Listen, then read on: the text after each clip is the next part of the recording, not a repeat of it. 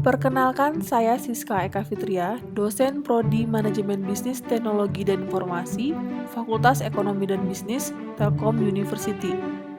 Saya akan menjelaskan materi ajar perencanaan bisnis dan berpikir kreatif. Perencanaan bisnis. Pada bagian ini akan dijelaskan beberapa subbagian, yaitu pendahuluan, perbedaan rencana bisnis dan perencanaan bisnis, Timmons Model, hal mendasar dalam perencanaan bisnis, 3 bagian utama dalam perencanaan bisnis, dan yang terakhir, komponen yang ada dalam perencanaan bisnis. Pendahuluan. Rencana bisnis dapat dibuat detail dan kompleks ataupun singkat sesuai dengan kebutuhan. Rencana bisnis adalah alat bantu agar dapat mensistemisasi logika bisnis Anda. Dalam rencana bisnis, semakin besar resiko, rumitnya proses produksi, dan proses transaksi bisnis, semakin kompleks pula rencana bisnisnya. Rencana bisnis merupakan sebuah panduan atau gudang ide-ide dalam menjalankan bisnis Anda. Perbedaan rencana bisnis dan perencanaan bisnis. Bila dilihat dari dimensi waktu, rencana bisnis merupakan pembentukan organisasi baru atau produk baru atau jasa baru. Sedangkan perencanaan bisnis merupakan pengembangan organisasi atau produk atau jasa. Dari dimensi kompleksitas, rencana bisnis biasanya sederhana, sedangkan perencanaan bisnis sangat kompleks. Struktur rencana bisnis fokus pada 3 hal utama saja, yaitu deskripsi ide bisnis, bagaimana rencana pemasarannya, dan dari mana sumber-sumber modal dari bisnis. Sedangkan perencanaan bisnis strukturnya menyeluruh sehingga mencakup pengembangan semua struktur dalam bisnis dan fungsi dalam organisasi. Jangka waktu rencana bisnis pendek, hanya berkisar antara 3-7 tahun, sedangkan perencanaan bisnis merupakan perencanaan strategi jangka panjang sampai dengan 10 tahun. Timmons Model atau proses kewirausahaan. Kekuatan yang mendorong kesuksesan suatu bisnis terdiri dari 3 komponen, yaitu peluang, sumber daya, dan tim. Pengusaha sukses adalah seseorang yang dapat menyeimbangkan faktor-faktor kritis.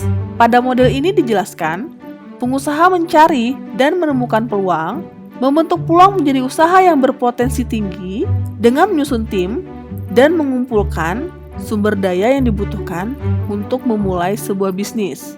Hal mendasar dalam rencana bisnis. Rencana bisnis harus diawali dengan penjelasan ide bisnis yang ingin dijalankan. Dalam rencana bisnis, harus ada penjelasan yang menunjukkan bahwa rencana bisnis merupakan jawaban kebutuhan, menjawab permintaan pasar, atau merupakan produk yang dapat menciptakan produk baru. Anda harus menjelaskan bahwa Anda adalah orang yang paling tepat untuk menjalankan bisnis ini.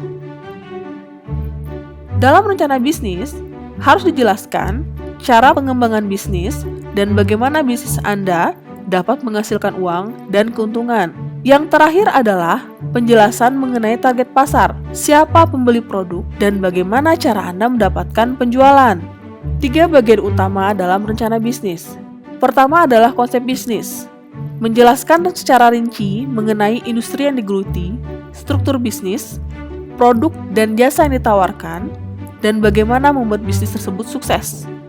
Kedua, pasar atau market, membahas dan menganalisis konsumen potensial, yaitu siapa dan di mana mereka berada, apa yang menyebabkan mereka mau membeli, serta menjelaskan persaingan yang akan dihadapi dan bagaimana kita memposisikan diri untuk memenangkannya. Yang ketiga adalah rencana keuangan. Di sini menjelaskan estimasi pendapatan bisnis dan analisis break-even bisnis.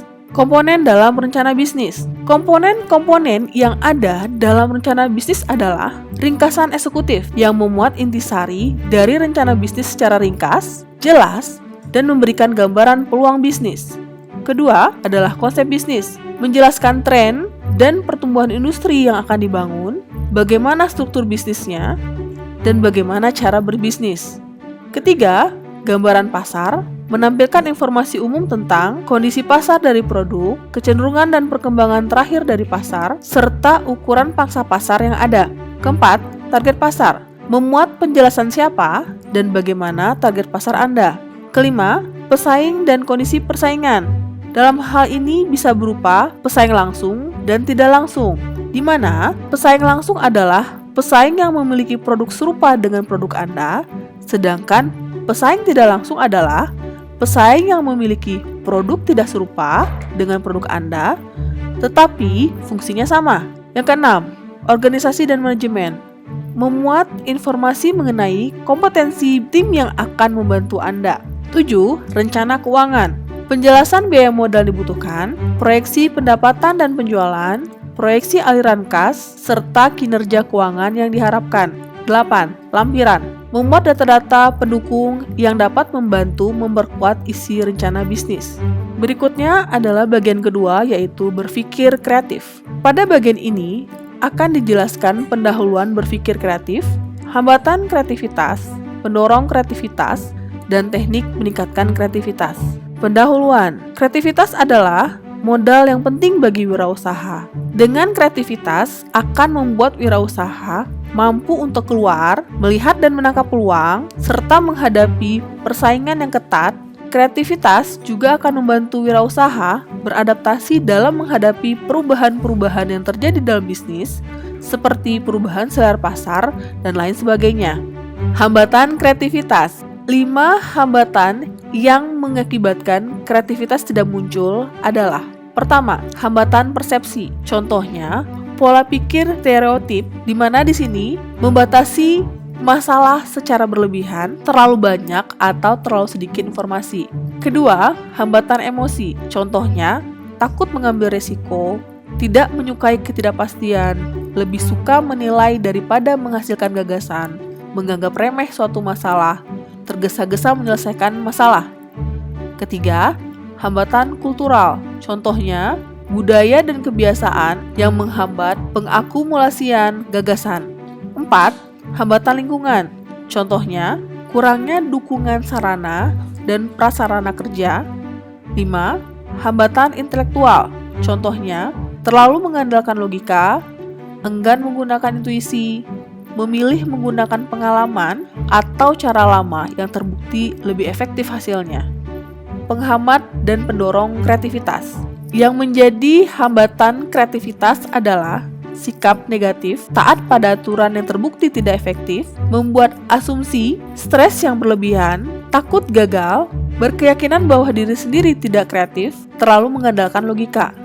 Lakukanlah perubahan dengan menggunakan pendorong kreativitas, yaitu sikap positif, melanggar aturan, memeriksa asumsi yang ada, mampu menyalurkan stres, berani mengambil resiko, yakin bahwa diri Anda kreatif, gunakan imajinasi dan intuisi. Teknik meningkatkan kreativitas. Kreativitas dapat ditingkatkan melalui cara-cara berikut. Pertama, kombinasi. Membuat kombinasi baru dari produk atau jasa yang lama. Kedua, random. Menggunakan input yang random seperti mencampur bahan baku yang berbeda dari yang biasanya. Ketiga, elimination. Membuat eliminasi dari produk yang ada, seperti bisa menghilangkan bagian dari produk yang ada, dan lain sebagainya. Keempat, alternatif. Menggunakan alternatif yang berbeda. Kelima, turn around. Mencoba cara berpikir terbalik. Dan yang terakhir adalah ekstrim. Ekstrim kasus. Demikianlah akhir dari materi perkuliahan ini. Terima kasih atas perhatiannya.